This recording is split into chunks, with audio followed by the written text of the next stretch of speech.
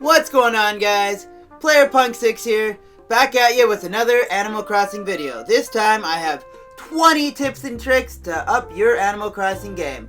Some of these might be obvious, some of these you might not know, but stick around, check out the tips, and before we get into this, if you're new to the channel, hit that subscribe button, and please give the video a thumbs up. Alright, now, let's go into the video. For my first tip, I'm going to show you the fastest way to catch fish. So as you're walking along the beach, you'll see these little spots appear on the beach that'll shoot up. You'll see like a little sinkhole. So you dig those up and you get these manila clam. If you go over to your DIY crafting bench, you can make fish bait. And if you throw that fish bait in the water, fish will appear. And if you're looking for a certain fish, like you want a bigger fish, just keep throwing fish bait and it'll keep respawning a new fish for you every time. Instead of grabbing your shovel every time you want to close a hole, you can literally just press Y and you will kick them and fill them in. It's a lot faster and you don't have to keep swapping your item out. Talk to your villagers every day. Every single one of them. Just keep talking to them as much as you can because you never know. They could give you items, and there's some times where if you give them items, they'll give you items back too. So talk to your villagers as much as you can. If you need more fruit trees, you can actually make more fruit trees just by planting the fruit itself. You don't need to dig up the tree and move it, you can just plant the fruit. And in like 2 or 3 days, you'll have a new tree. If you eat a fruit, you'll get energy. And you can use that energy to dig up a tree or break a rock. But keep in mind, every fruit you eat adds to a number up to 10. Make sure before you hit a rock or a tree that you don't have energy or you will break or remove it. If you see Gulliver the seagull on your island, keep talking to him until he wakes up. I know, you talk to him once, he just goes back to sleep, but keep talking to him until he wakes up. Then he will tell you that he's stranded on the island and his phone is broken and he wants you to find parts for his phone. So, the same way that you find clams, you will find parts for his phone, dig those up, and then the next day, he will give you an item. Plus, I've heard a rumor that if you save him 50 times, you will get the recipe to make a gold shovel. When you first start your island, you have limited space for where you can place your house. But don't worry, after about a week once you build the resident services building, you can go talk to Tom Nook and he will let you relocate your house for 30,000 bells. If you see a glowing spot on the ground, dig it up because you will get a bag of money worth 1,000 bells. But if you take those 1,000 bells and you bury it back into the same hole that you dug that from, you will get a tree that will sprout and give you 3 bags of money. Do yourself a favor and build a DIY workbench outside your house or anywhere around the village as quickly as possible to avoid the time it takes to load into the resident services building. Plus, it's really smart to build a couple of them around the island.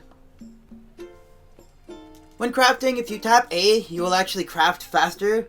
Don't hold A, you would just have to keep tapping it, but it will save you a couple seconds of time if you're trying to craft multiple things at once.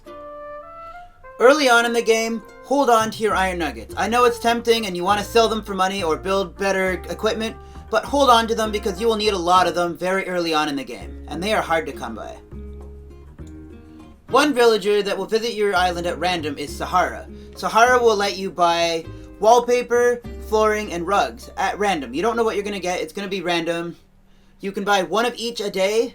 Except rugs, you can buy as many as you want, and every time you buy a rug, you will get these Sahara tickets, which you can trade back to her for another random rug, wallpaper, or flooring of your choice. And also, if you don't like one of your rugs or floorings or whatever you have, you can trade one to her for another random rug or flooring of your choice. Is Sahara a girl or a boy? When hitting rocks, it's beneficial to dig 2 holes behind you, kind of like how I have. That way you don't slide back too far and miss any hits on the rock. That way you can maximize the amount of resources you get from the rock. There are 3 items you should buy right away using your Nook Miles. The first 2 are upgrades to your pocket. The first one is called Pocket Organization Guide, which costs 5,000 miles. The second one is the Ultimate Pocket Stuffing for 8,000 miles. But this one you don't have access to buy until you've built the resident service building after about a week of playing the game. And the last one is the ring tool for 800 miles, which lets you press up on the D-pad and gives you a circle that gives you easy access to all the tools that you have that you can swap on the fly. One thing I didn't realize at first is you can go to the back of Nook's Cranny and open up the cupboard in the back, and you can actually get more wallpaper and flooring here.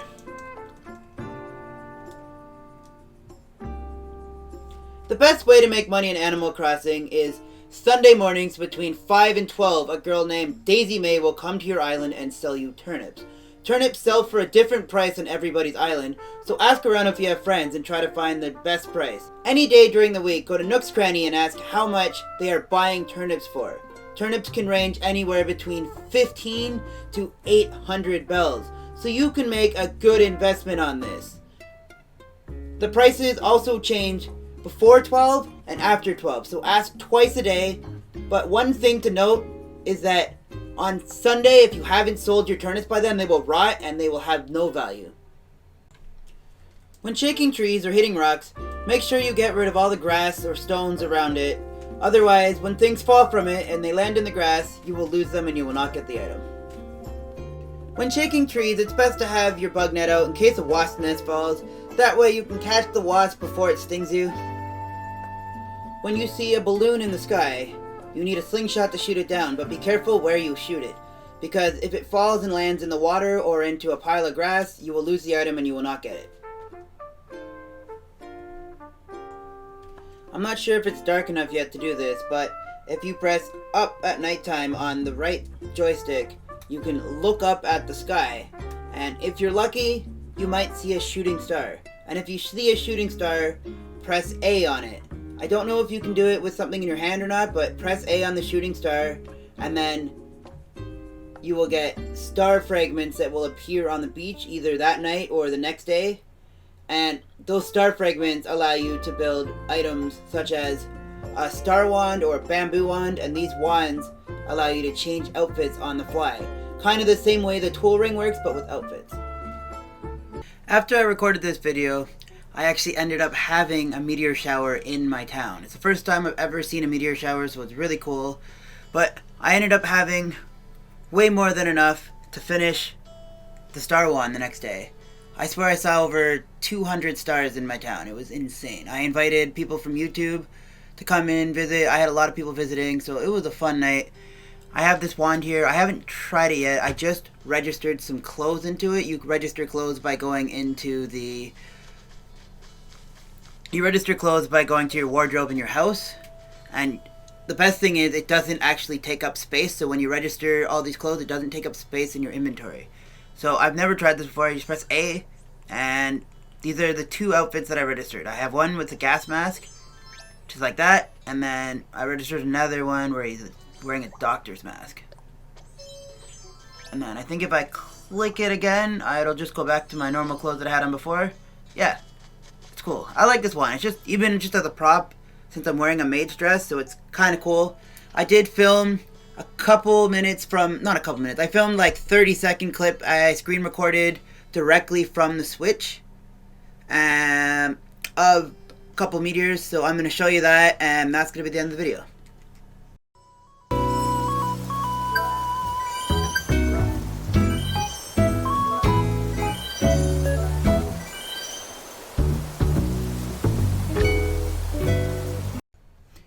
I hope you guys found my 20 tips and tricks for Animal Crossing New Horizons helpful. Please let me know in the comments if you have any tips or tricks that you think people should know about that I didn't mention in this video. If you're new to the channel, please hit that subscribe button and give the video a thumbs up, and I'll see you guys in the next one.